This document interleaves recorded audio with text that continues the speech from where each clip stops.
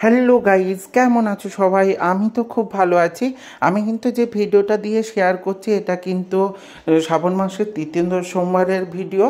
অধিকারী বাড়িতে মহাদেবের পুজো খুব মোটামুটি নিয়মরীতি করেই করা হয়ে থাকে। তবে বারবার বলবো, এই বাড়িতে কিন্তু কোনো রকম দুধ অভিষেক করা হয় না, শুধুমাত্র জল অভিষেকই করা হয় শ্রাবণ মাসে। আর শ্রাবণ মাস মানে তোমরা সবাই জানো শিবের জন্ম মাস, এবং শিব ঠাকুর এই সময় জন্ম হয়েছিলেন বলে ওনার পুজো যথেষ্ট নিয়ম উপচারে করা হয়, বিভিন্ন জায়গায় বিভিন্নভাবে করা হয়। তবে আমি শ্রাবণ সোমবারে মহাদেবের পুজো কিভাবে করলে সব থেকে তুষ্ট হবেন উনি, কেন বলছি, জেনারেলি কিন্তু চতুর্থ সোমবার মানেই কিন্তু শ্রাবণ মাসের শেষ সোমবার।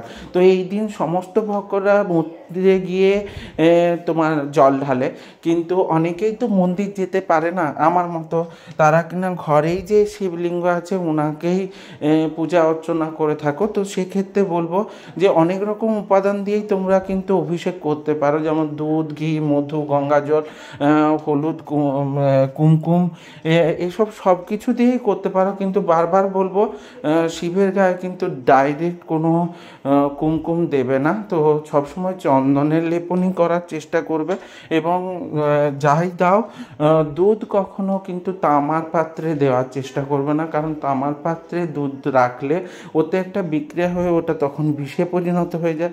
তাই তামার পাত্রটাকে এড়িয়ে যাওয়ারই চেষ্টা করবে। জেনারেলি তোমরা পেতলের যে কোনো পাত্র ব্যবহারই করতে পারো। তো আমার বাড়িতে কিন্তু শুধুমাত্র জল অভিষেকই করা হয়, এবং এই সময় জল অভিষেকই করার পর মহাদেবকে প্রথমে কিন্তু আহ্বান করে নিতে হবে। তোমার ভক্তি দিয়েই তুমি আহ্বান করো, ভেবেও যে উনি তোমার সামনে বসে আছেন, উনি তোমার পুজো গ্রহণ করতে এসছেন। তো এইভাবে যদি, যেমনভাবে আমরা কোনো মানুষকে যথেষ্ট আহ্বান করে বিভিন্ন মানে ব্যঞ্জন রান্না করে ওনার সামনে উপস্থাপন করি, সেইভাবে মহাদেবকে তুমি তোমার নিষ্ঠা ভরে যত্ন সহকারে দেখো, অবশ্যই তিনি তোমার পুজো নিতে আসবেন। এটাই আমরা মনে করে থাকি, বা আমি মনে করে থাকি। তো যাই করো না করো, আমাদের যেমন মানুষদেরও বিভিন্ন রকম মানে ভালো জিনিস বা ভালো লাগা আছে, সেরকম ওনারও কিন্তু কিছু ফুল আছে যেগুলো উনি খুব পছন্দ করে থাকেন, যেমন ধুতরা ফুল, আকন্দ ফুল, নীলকণ্ঠ ফুল, তা অপরাজিতা ফুল, এই ধরনের কিছু ফুল কিন্তু উনি খুব পছন্দ করে থাকেন। সবসময় চেষ্টা করবে পুজোর সময় এই ধরনের ফুলগুলো অর্পণ করা। বিশেষ করে আকন্দ ফুলের মালা উনি খুবই পছন্দ করেন, তো চেষ্টা করবে অবশ্যই আকন্দ ফুলের একটা মালা দিতে। আর উনি কিন্তু একটা বেলপাতাতেই তুষ্ট, কিন্তু বেলপাতাটা একদম নিখুঁত হতে হবে, মাথায় রাখবে। কিন্তু বেলপাতাতে কোনো রকম পোকা বা কোনো রকম কিন্তু সেই পাতার মধ্যে মানে তিনটে পত্রই যেন থাকে এবং পরিষ্কার পরিচ্ছন্ন থাকে, এটার অনুযায়ী।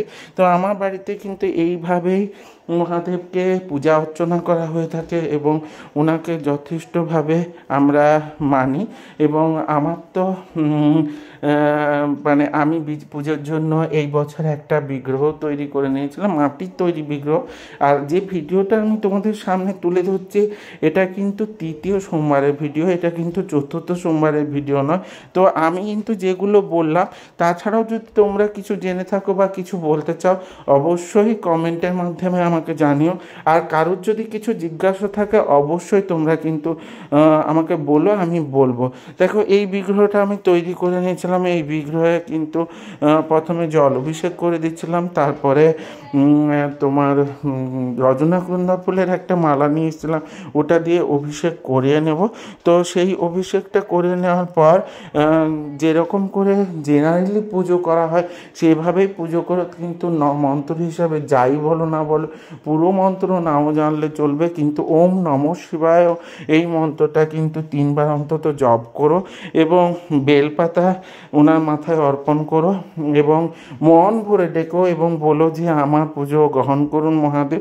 তো নিশ্চয়ই তোমার পুজো গ্রহণ করবে, এবং তোমার ভক্তিতে তুষ্ট হয়ে তো অবশ্যই তোমার সমস্ত মনস্কামনা পূর্ণ করবেন। তো এইভাবে ভগবানের পুজো করো, অবশ্যই উনি আসবেন এবং তোমার পুজো গ্রহণ করবে। এইভাবে আমার সঙ্গে জুড়ে থাকতে অবশ্যই লাইক কমেন্ট শেয়ার করে দিও। আর ইউটিউব থেকে দেখলে অবশ্যই সাবস্ক্রাইব করে দিও, আর পাশে থাকা বেল আইকনটা ক্লিক করে দিও যাতে আমার ভিডিওগুলো সবার প্রথমে তোমার সামনে চলে আসে এবং সবসময় সবার ফার্স্টে আমার ভিডিওগুলো পেতে পারো। এইভাবেই জুড়ে থেকো, ভালো থেকো, সাথে থেকো, আর কমেন্ট করো কিন্তু, তাহলে আমি বুঝতে পারবো না তোমরা দেখছো কি না। তো ভালো থেকো, টাটা।